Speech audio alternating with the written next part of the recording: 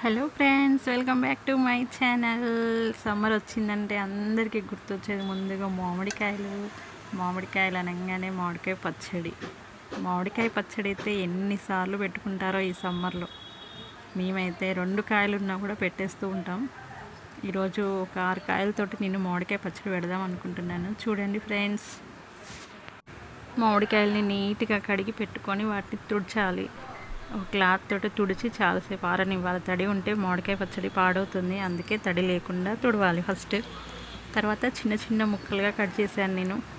పెద్దగా కట్ చేస్తే పిల్లలు సగం తిని పడేస్తూ ఉంటారు. టిఫిన్లో కూడా ఇలా చిన్న ముక్కలే బాగుంటాయి, అందుకే చిన్న చిన్నగా కట్ చేశాను.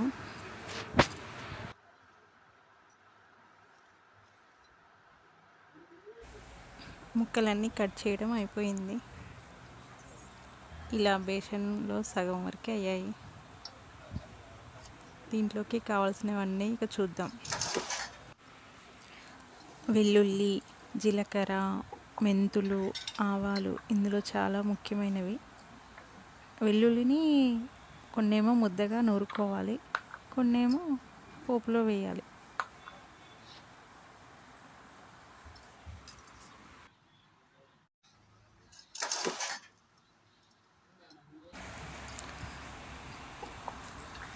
ఇదేమో ఆవపిండి, ఆవాలు మిక్సీ పట్టాను. ఇదేమో మెంతి పొడి, ఇదేమో జీలకర్ర పొడి. మెంతులు లైట్గా ఫ్రై చేసి అలా పొడిగా చేశాను. ఇదేమో వెల్లుల్లి ముద్ద. ఇవన్నీ కలిపి మామిడి ముక్కలలో కలపాలి. వీటిని వెల్లుల్లి ముద్ద కూడా ఇందులోనే కలపాలి. ఇందులో ఇప్పుడు మనము ఆవపిండి, జీలకర్ర పొడి, మెంతుల పొడి, ఉప్పు, వెల్లుల్లి ముద్ద వేసి కొలత ప్రకారం కారాన్ని తీసుకోవాలి. పల్లి నూనెతోటి పోపు వేసుకోవాలి. ఈ పోపులోకి నేను జీలకర్ర, ఆవాలు, మినపప్పు, శనగపప్పు, వెల్లుల్లి వేసాను. పోపు చల్లారాలి, లేకపోతే పచ్చడి బాగోదు. పోపు చల్లారిన తర్వాత అందులో మనం కొలత ప్రకారం తీసుకున్న కారాన్ని కలపాలి. కారం ముద్దలుగా లేకుండా కారం మొత్తం కలిసేటట్టు మంచిగా కలిపిన తర్వాత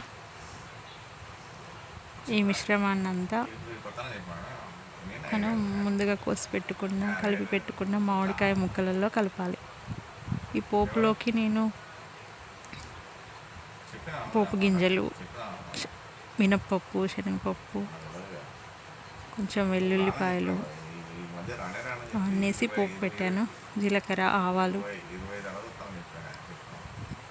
ఇప్పుడు ఆ మిశ్రమాన్ని దీంట్లో కలపాలి.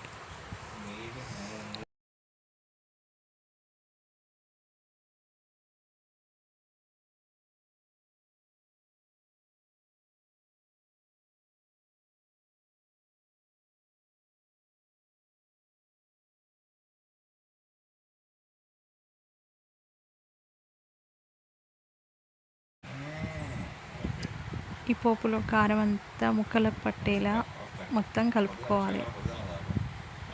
ప్రతి ముక్కకి కలిసేలా కలపాలి. అంతే అండి, ఎంతో రుచికరమైన సమ్మర్ స్పెషల్ మామిడికాయ పచ్చడి రెడీ అయిపోయింది. చాలా సింపుల్గా మనం కూడా ఇంట్లో తయారు చేసుకోవచ్చు ఎప్పుడంటే అప్పుడు. మా వీడియో కనుక నచ్చినట్టయితే లైక్ చేయండి, కామెంట్ చేయండి. Thank you.